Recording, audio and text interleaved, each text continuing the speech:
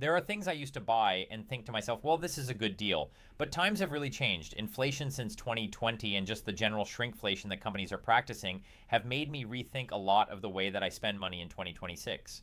So I want to go over the 10 items that I believe are no longer worth your money. And in the cases where there are alternatives, I will share them. Starting with number one, which are food delivery apps. So DoorDash and Uber Eats are just no longer worth their money anymore. In 2014 to 2016, when food delivery apps were taking off, they were still a novelty.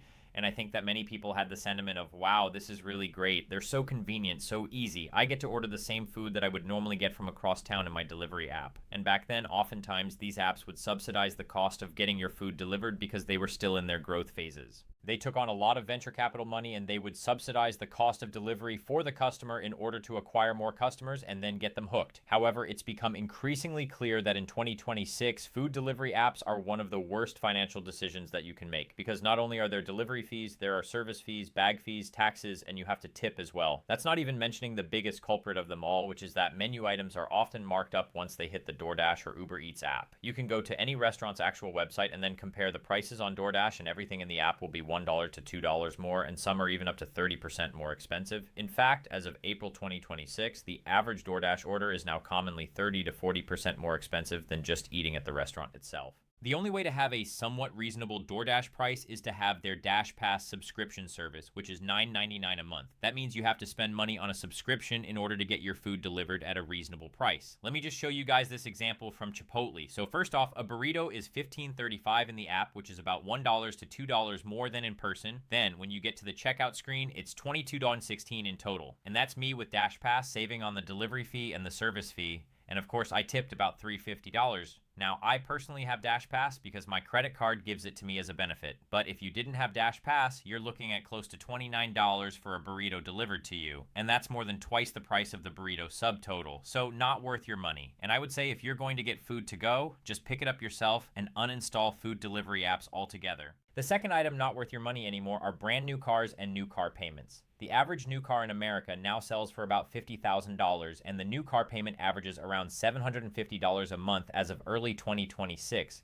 Even just 10 years ago, the average new car payment was around $490 a month, and 5 to 6 year loans were pretty standard with a lower interest rate of 4%. But these days, because of the combination of interest rates and higher prices of cars themselves, the car payment to own a brand new car is exorbitantly expensive. The most common way that Americans buy cars now is to stretch out the loan to 6, 7, or even 8 years. And that means they are financing a depreciating asset for longer than most people even want to keep their cars. Let me show you the actual math on a $50,000 car financed over 72 months at a 7% interest rate. You're going to pay about $11,376 in interest over the course of this loan. That's $11,000 plus dollars gone for the privilege of driving a car that's going to be worth maybe $25,000 by the time you finish paying it off. If you do a 6 or 7 year loan as well, you might be underwater on the car for the first couple of years, which means that you owe more on the loan than what the car is actually worth. So if you totaled your car or if you needed to sell it, you might have to write an additional check just to walk away. The real opportunity cost of owning a brand new car, though, is quite a lot more because you could do a lot more with that money instead. If you invested $750 a month and you put that into a low-cost S&P 500 index fund over the next 30 years, that amounts to over $1.1 million in potential money you could have had. So that's the real cost of having a brand new car, and I just don't think it is worth it here. Now, a good alternative here to buying a new car is just to buy a 3 to 5 year used car in cash or perhaps with a small loan. That way, most of the depreciation has already been chipped away because it's 3 to 5 years used, and therefore you would essentially be getting a 30 to 40% discount on what the car retailed for initially. Personally, I would rather drive a 3-year used Toyota, for example, that I own 100% of than a brand new car where I have to owe payments on it for the next 7 years of my life. Moving on to number 3 today, which is upgrading your iPhone every single year. Apple's job is to get the most money that it can from its customers, and they are very good at that goal. They are one of the most profitable and biggest companies in the world, and the way they do this is by coming out with a refresh of their hardware every single year like clockwork. Since the iPhone was introduced in 2007, Apple has literally had an event almost every September announcing their next model. Early on, this was fine. We would see huge improvements in hardware and form factor. Phones would get smaller, thinner, faster, etc. But these days, there's hardly a difference between the iPhone 14 and iPhone 15 and iPhone 16 as an example. The only upgrade that might be worth it is if you're going from an olderish model, say the iPhone 11 or iPhone 12, to the newest model, which is the iPhone 17 with a new form factor and the many different cameras it has. Also, with phones getting so costly these days now, over $1,000, it's definitely worth it to try and hold off as long as you can before upgrading. If you can wait 3 to 4 years before buying a new phone, that'll still allow you to enjoy meaningful upgrades without spending money every 12 months. Personally, I won't buy a new phone unless there's something very specific about the newest release that appeals to me and can't be substituted for in my current device. So I just don't think upgrading your iPhone every year is worth it anymore. And I see many people fall into this trap of upgrading every product cycle. So if that is you, just know that you might be falling for Apple's marketing, which is admittedly some of the best in the world. So I get why that happens. The fourth item on our list today is taking a step into the investing world. And that would be investing in an actively managed mutual fund. An actively managed mutual fund is a fund where a professional portfolio manager and their team actively pick stocks and try to beat the market. Now, in exchange for the actively managed treatment that you are getting by investing into this fund, you usually pay an expense ratio somewhere between 75% and 1.5% of your total investment every single year. One famous actively managed ETF, for example, is the ARK line of ETFs by Cathie Wood. You can see that the ARK Innovation ETF has a management fee of 75% listed on their website. And while there may be times when an actively managed fund outperforms the S&P 500, you can see that in this case with the ARK Innovation ETF, it's down 40% over the past 5 years, while the S&P 500 is up over 65 to 66% in that same time period. Now, you could have made the case for an actively managed mutual fund perhaps in the 90s or early 2000s, but these days there's so much data out there about how actively managed funds, they often don't even beat the S&P 500. According to S&P Global, from the 20 years from 2005 to 2025, the number of funds that outperformed their benchmarks was in the low single-digit percentages. You can see the percentage of funds here that underperform their benchmarks are mostly in the 85 to 90 plus percentages. That means that's not very good for an active fund. That means most of these people are just not beating the S&P 500. In 2026, there are so many passively managed ETFs like VO, VTI, FX, AIX, and these are all low-cost index funds with an expense ratio of around 0.03%. That's a $3 fee for every $10,000 you have invested over the period of a year, and that's very low. The difference in fees can have a big impact on the outcome of your portfolio over time. So let's say you have $500,000 invested and your portfolio grows at an 8% rate for 30 years. If you're in a low-cost index fund paying 0.03%, you'll end up with around $5 million at the end of those 30 years. But if you're in an actively managed mutual fund paying 1% a year, you end up with around $3.8 million. That's 1.2 million of a difference gone, not just from performance, but actually just from fees. So these days, I don't think there's much of an argument for having an actively managed fund anymore. If you have a 401k, I would go check it right now and see what you're invested in and make sure that you're not invested in anything with too high of an expense ratio. So if you see that you're invested in anything with over a 0.25% or 3% expense ratio, I would seriously consider an alternative investment or an alternative fund if there is one. Another item no longer worth the money in 2026 are extended warranties. Now, I've talked about this in another video, but if you're usually at a Costco or say a Best Buy and you're buying an electronic device like a laptop or TV, sometimes they'll ask you to buy a 3-year extended warranty for that product, but I don't think this is worth it for a few reasons. So first, if you have a premium credit card like the Chase Sapphire Preferred or the American Express Gold, or maybe some of the Capital One Venture cards, these will automatically extend the manufacturer's warranty by an additional year on eligible purchases for free. That means you would be literally paying Best Buy for coverage that you already have as part of a credit card benefit that you own already. Another con is that extended warranties have exclusions and they might not cover all the repairs for damages that happen to your product, which would be a huge bummer. Extended warranties are usually overpriced and one of the highest margin products in all of retail for a reason. They try to prey on your emotions and try to capture your money up front when you're making this big purchasing decision that you don't want to risk damaging. But the truth is that the company selling it is hoping that you misplace your warranty. Forget that it exists or just lapses by the time your product needs fixing, so I just stay away from extended warranties. I just understand that if it breaks, I will eat the cost and buy another one. The sixth item today that's no longer worth your money anymore are wellness products.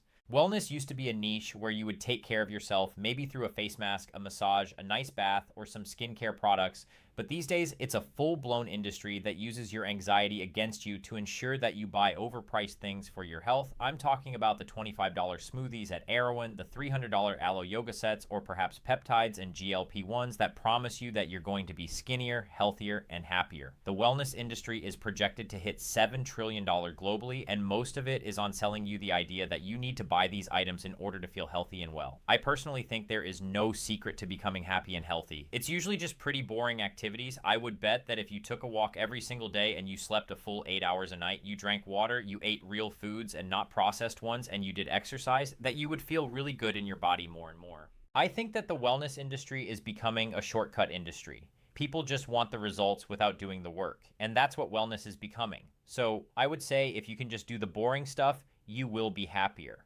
and you don't need to spend money for that either. Now, this next item is one that I don't think is worth the money anymore financially, especially in 2026, but it's still one that people are going to buy, and that is a starter home. A starter home used to be the American dream, but it also used to be a lot more affordable based on the math. For example, in 2016, so 10 years ago, the math on a starter home usually made it so that the cost of owning was very comparable to the cost of renting. Back then, you had 4% mortgage rates and home prices were still somewhat recovering from the 2008 financial crisis. But these days, the landscape is a lot different, especially with mortgage rates sitting around 6.5 to 7%. According to LendingTree, renting is cheaper than owning in every large metro, and they found that, quote, us homeowners with a mortgage pay 36.9% more a month than renters. So here's an example from my home, the Bay Area, a $1.2 million starter home here with 20% down at a 7% mortgage rate is roughly $8,500 a month after property taxes, insurance, and maintenance. A comparable home with the same number of bedrooms might rent for $5,000 a month in the same area. That means at least here you would be paying $35 extra per month just for the privilege of owning. So unless you really wanted to stay in that exact location for the next 10 to 20 years, then perhaps you are better off renting and then investing the difference. Now, some people might still buy a starter home for the psychological benefits, such as the fact that you own the place. You never have to worry about packing up and moving at any point. And it's also nice to have a fixed payment, even if it's not the most financially sound decision. So a starter home in 2026 is no longer worth the money. Now, this next item is definitely not worth your money, and that is any spending relating to status. In our society these days, people are always trying to stand out, and so people are spending money in order to show off to others that they have money. This could be in the form of designer goods, tickets to Coachella, buying a new car that they can't afford, or renting a table at a club for $2,000 in order to have bottle service. And the problem with spending money on status is that it doesn't really contribute to your net worth at the end of the day, nor does it help your financial foundation. And the problem with America these days is that the difference between being on track for retirement and ahead financially and being completely broke could just be the difference of a few hundred per month. And that's what I try to teach you guys on this channel, is that just a couple hundred per month could make a huge difference in your life later on. So I don't think spending money on status is worth the money at all.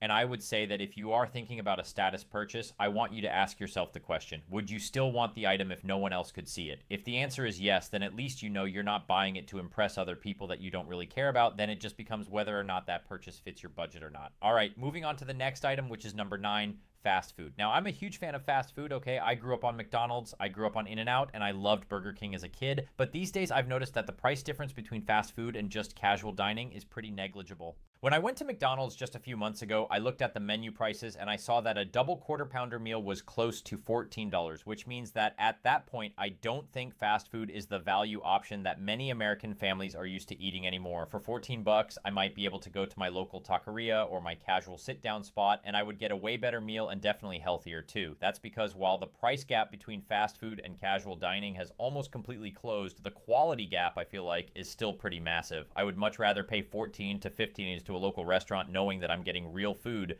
rather than to a fast food chain that's probably shipping frozen food in from their factories from across the country. Another type of fast food that's gone up a lot in price, especially in the last 10 years, is pizza. I have definitely spent $40 for a pizza pie in the last year. And I just thought that that was a ripoff for what it actually was. The only saving grace out of all of this is probably Costco. They still have the $1.50 hot dog deal, and their pizzas are usually about $10. This video is not sponsored by Costco, but I still love the fact that they still have value items, especially at their food court. And the 10th item no longer worth your money are unfortunately concerts. 10 years ago, you could have bought a concert ticket to a pretty big artist for between $50 to $100 for the night.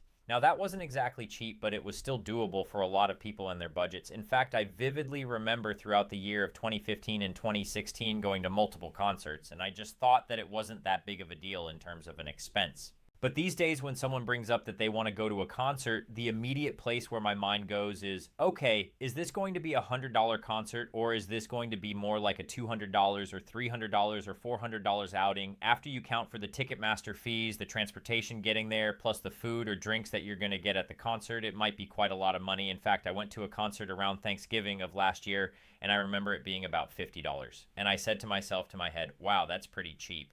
But then I realized that 10 years ago, that would have just been par for the course and maybe even on the expensive side. I think there are many factors contributing to the fact that concerts are way more expensive. The first being COVID. During that time, a lot of concerts weren't being held, and so when concerts finally started back up again, there was so much pent-up demand. People had all this money they weren't spending during COVID, and now they were willing to spend more for a concert ticket. Now, I also want to blame Taylor Swift. Yes, I'm going to blame her because when she came out with the Eras Tour after canceling her tour, that was supposed to happen during COVID. The prices for these tickets just became astronomical. Social media magnified and normalized the price that people were willing to pay to go see her. And so I think that really anchored a lot of people that were online at the time, and they just think that concerts just cost that much now. Then finally, I also blame companies like Ticketmaster, services fees, processing fees, facility fees, delivery fees, but guess what? It's still just a digital ticket. So what are the fees even for? These days, it's not uncommon to see a $200 concert ticket on Ticketmaster, and then all of a sudden it's $275 after all the fees are said and done. The alternative I would recommend here is to see a local artist or a smaller venue show. So sometimes paying $20 to see an up-and-coming artist in a 300-person room is going to be a way better experience than seeing a megastar for $400 where you have to sit in the nosebleed section of a stadium. So that's it. Those are the 10 things I think are no longer worth your money in 2026. Of course, I'm sure I probably missed a bunch and maybe you don't agree with some of the things that I have on this list. I would still love to hear from you in the comments what you've cut from your budget over the last few years, or if you still think some things are worth it. Thank you for watching, and if you really enjoyed this video, I think you would enjoy a video where I deep dive into the car payment trap of 2026. I will leave it linked right here. I'll see you in that video or a future one on the channel, hopefully, and thank you for being here again. All right, peace.